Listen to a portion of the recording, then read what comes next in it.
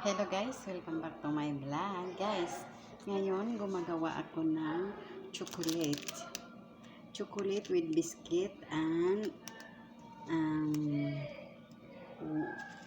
cupcake.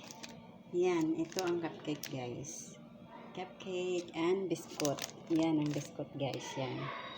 Ilalagay ko dito.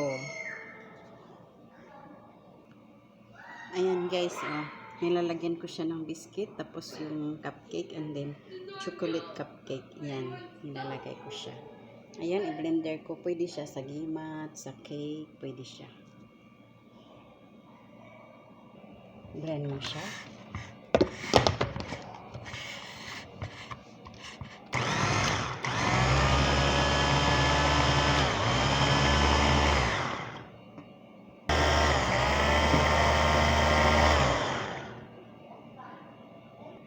Tapos guys, lalagyan ko siya ng chocolate. 2 pieces chocolate, lagyan ko siya ng pure chocolate. And guys, ilalagay siya. And then, i-blend mo siya. Ayan.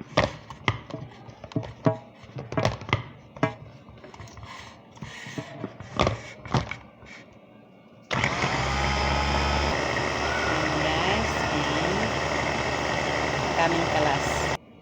Ayan guys, ilalagay mo dito.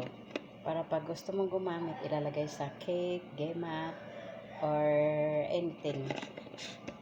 Anything sweet for this one. Ayan guys, ayan. Chocolate. Ayan guys. Ayan. Finished guys. Thank you for watching. Basta guys, ang nilalagay ko nito guys, ayan guys, finish na. Finished product guys. Ang nilalagay ko nito guys, 3 cupcake and chocolate 2 pieces and milk powder and sugar. Yan lang guys, ang nilalagay ko lahat siya. And then, pwede siya ilalagay mo sa itaas ng chocolate cake or chocolate vanilla, chocolate banana, any kind of chocolate guys, and gimat, no problem, you put all. And then yan guys, nice. And then ang ingredients nito guys, biscuit, cupcake, 3 cupcake chocolate, and 1 vanilla cupcake, and milk powder or any kind milk guys. Ilalagay mo rin condensed, no problem guys. And then nilalagyan ko ng sugar guys.